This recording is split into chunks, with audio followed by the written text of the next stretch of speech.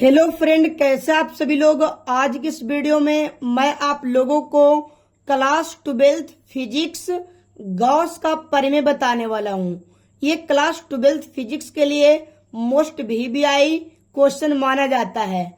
Board exam 2025 में पक्का आएगा और ये हर साल आता है और फिजिक्स का मोस्ट इम्पोर्टेंट टॉपिक है गॉस का परिमेय।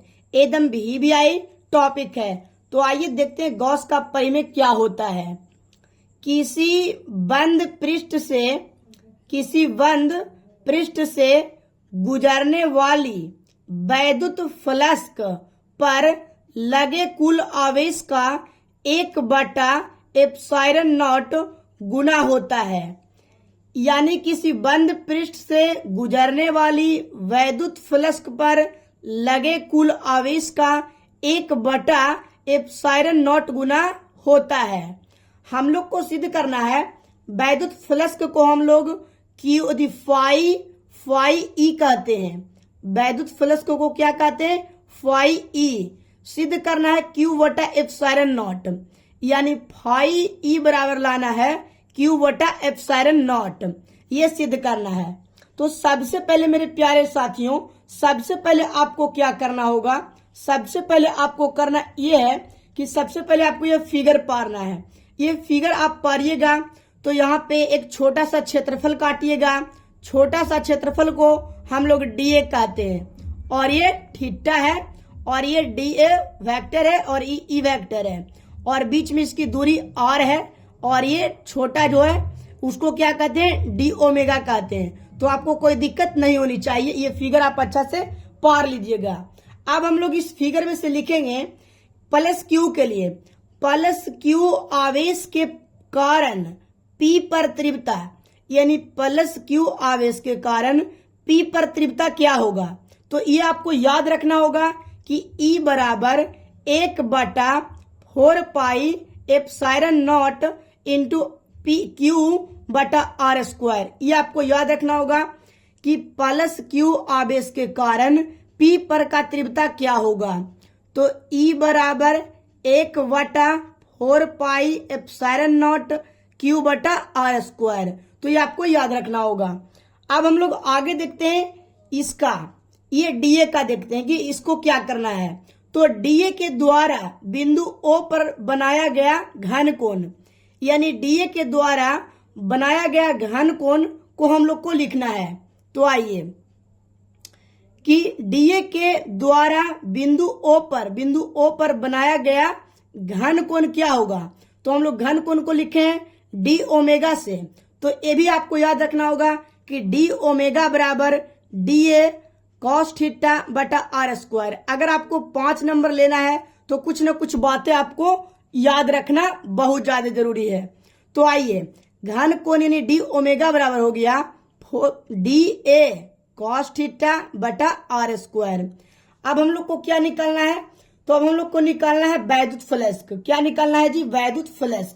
तो वैद्युत फ्लक्स कैसे निकालेंगे? तो देखिए, DA से गुजरने वाला वैद्युत फ्लक्स, यानी जो वैद्युत फ्लक्स निकल रहा है, जैसे E हो गया और DA हो गया, वो वैद्युत फ्लक्स निकल रहा है।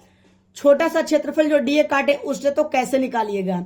तो DA से गुजरने वाला वैद्युत फ्लक्स, यानी हम लोग छोटा सा क्षेत्रफल के लिए हम लोग लेते हैं D लेते हैं, छोटा दूरी रहता है तो DR लेते हैं। उसी तरीके से D फाई E बराबर हो गया E vector into DA vector. छोटा क्षेत्रफल के लिए लिए DA, तो देखिए यहाँ पे E vector into DA vector हो गया। तो E vector into DA vector, यहाँ पे एक फार्मूला आप याद रख सकते हैं, A vector into B vector बराबर AB cos θ। ये आप याद रखिएगा तो ज्यादा मजा आएगा। तो अब यहाँ पे देखिए आपको क्या करना है। जो इतना दूर तक तो आपको समझ में आ ही गया होगा, एकदम बारीकता से समझते चलिए कि यहाँ पे देखिए D फाई E बराबर E वेक्टर और DA के यहाँ पर देखिए AB cos θ। तो यहाँ पे लिख दिए हम लोग DA cos θ। तो यहाँ पे सेटिंग कर दिए फार्मूला। चलिए जी, अब यहाँ पे आपको मान पुट करना है। क्या करना है जी? मान पुट। तो D फाई E बराबर, तो यहाँ पे देखिए E के बदले E का मान आपको बताए थे कि E का मान क्या होता है। तो E का मान यहाँ पे आप देख सकते हैं कि 1/4πε0 इंटू क्यू बटा आर स्क्वायर। तो वही मान को यहाँ पे पुट कर देना है। तो देखिए ई बराबर रख दिए एक, यहाँ पे 1/4 pi epsilon not into Q R, ये रख दिए ई का मान, और D A cos theta same उतार दिए डी ए कॉस थीटा की जगह पर। तो अब यहाँ पे देखिए आप सेम चीज लिखते आ रहे हैं। देखिए अब इसको थोड़ा अरेंज कर देते हैं। डी फाई ई बराबर क्यू, ओ 1 गुना क्यू तो क्यू हो गया 4 पाई एप्सिलॉन नॉट, तो 4 पाई एप्सिलॉन नॉट। अब यहाँ पे देखना है कि यहाँ पे डी ए कॉस थीटा, अब बटा यहाँ पे हो गया आर स्क्वायर। अब देखिए अब हम लोग को क्या करना है जी, तो देखिए डी फाई ई बराबर क्यू और 4 पाई एप्सिलॉन नॉट, ये तो सेम उतार दिए, और आपको पता है कि डी ए कॉस थीटा बटा आर स्क्वायर, किसका हम लोग मान निकाले थे, तो घन कोण का। तो देखिए यहाँ पे घन कोण की डी ए के द्वारा बिंदु ओ पर बनाया गया घन कोण ने डी ओमेगा बराबर दिया हुआ है डी ए कॉस थीटा बटा आर स्क्वायर। तो इसको यहाँ पे रख दीजिए डी ए कॉस थीटा बटा आर स्क्वायर के जगह पर रखना है आपको डी ओमेगा। तो क्या हम लोग रख सकते हैं, तो इसके जगह पर आप रख सकते हैं डी ओमेगा। तो डी फाई ई बराबर क्यू बटा 4 pi epsilon not I into D omega रख सकते हैं। तो इतना दूर आपको तो समझ में आ ही गया होगा। अब आपको क्या करना भाई, तो अब आपको करना है कुछ नहीं, देखिए एकदम बारीकता से देखिए कि संपूर्ण पृष्ठ से गुजरने वाली वैद्युत फ्लक्स। तो करना क्या भाई कि फाई ई बराबर क्यू बटा 4 पाई एप्सिलॉन नॉट, यहाँ पे लिख दिए Q by 4 pi epsilon not. और इसको पूरा के अगर हम लोग निकाल रहे हैं, क्या कर रहे हैं जी, पूरा के अगर निकाल रहे हैं इसका संपूर्ण पृष्ठ से गुजरने वाली, तो देखिए यहाँ पे ये पूरे के निकाल रहे हैं संपूर्ण पृष्ठ से गुजरने वाली, तो क्या करेंगे, तो आइए देख लेते जैसा। तो देखिए यहाँ पे क्या करना है, संपूर्ण पृष्ठ से गुजरने वाली वैद्युत फ्लक्स के, तो क्यू ई बराबर हो गया क्यू फाई ई बराबर हो गया क्यू वटा 4 पाई एप्सिलॉन नॉट, और हम लोग इसको पूरा कैथी कर रहे हैं इंटीग्रेशन डी ओमेगा का, किसका कर रहे हैं जी, डी ओमेगा का।